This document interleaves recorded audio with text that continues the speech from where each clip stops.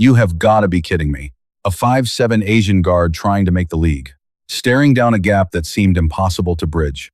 This is what Yuki Kawamura has dealt with his whole life. The endless noise from all the doubters. On a court filled with literal giants, he used to look like a kid who wandered onto the wrong set. But when you see the shortest player in the NBA, battling 7-footers for a loose ball, with absolutely zero fear in his eyes, you realize right then, he belongs. In this elite temple built for the best of the best. It happened in the fourth quarter of a close game. The Bulls were up by 5. The Heat were inbounding the ball. The defender came off a screen looking to catch. Just when everyone thought it was a routine play, a tiny blur suddenly streaked across the floor. Disrupting the pass, the opponent hit the deck. Kawamura pounced on the ball with that dog mentality. The intensity nearly sparked a heated confrontation. Until the refs called a jump ball to separate them, Kawamura still would not let go of the rock. The opponent got up looking completely baffled. Why play this hard for just one possession? Then something even more unbelievable happened. This guard, who was a head shorter than everyone else, read the drop of the ball perfectly, leaping up to snatch back the possession. The tap! He won the tap! Here he comes, 5'8", winning the tap! But the Bulls turned it over on the fast break. The Heat pushed the pace for a counterattack, only for Kawamura to rip the ball away again. Frustrated the opponent into a hard foul. Kawamura hit the hardwood hard, but his effort had the announcers and the bench absolutely losing their minds. He's everywhere! There's 5 Yukis out there, Bulls Nation! That's so many Yukis! Knocked out of bounds by Yaka. Trying to look at the Bulls bench! Yes! Go, they're enjoying Yuki, man! This is not luck. It is the result of 20 years of etching pure grit into his soul. The story starts when he was 10 years old. If he hit 10 in a row and missed the 11th, the count went right back to 0. He was only 10 years old at the time. This grueling obsession with perfection carried all the way through high school. Preparing for the big games, he would ramp up to 1,000 makes a day. No days off and no excuses.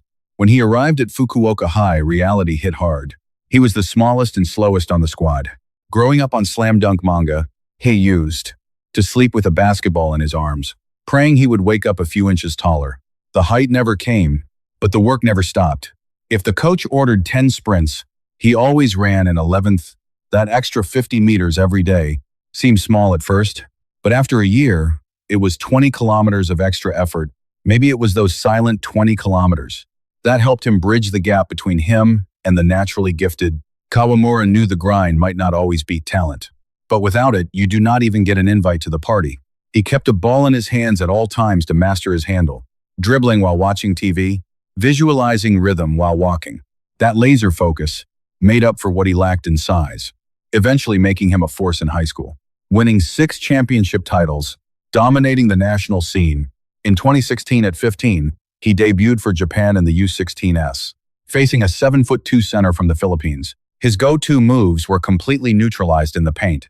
That loss was a wake-up call. Speed and basic shooting would not be enough, so he went back to the lab, grinding on his step-back 3, day after day, until his hands were calloused and worn. At the 2023 World Cup, Kawamura took over the big stage, leading Japan to the only Asian spot for the Paris Olympics. Against Finland, he dropped 25 and in. Ine assists on Lauri Markkanen, with 0 turnovers. Against France, he went right at Wemby and Gobert, leading all scorers with 29 points. The giants he once feared became the stepping stones to his greatness. The U.S. media dubbed him the Japanese Curry. The Yokohama B Corsairs offered him a record-breaking deal, the biggest contract in Japanese league history. But Kawamura turned it down, because he knew his ultimate goal was elsewhere. After the Paris Olympics, he walked away from the money, chasing a non-guaranteed deal in the States, to try out for the Memphis Grizzlies. No translator, no entourage, just a lonely journey of self-improvement.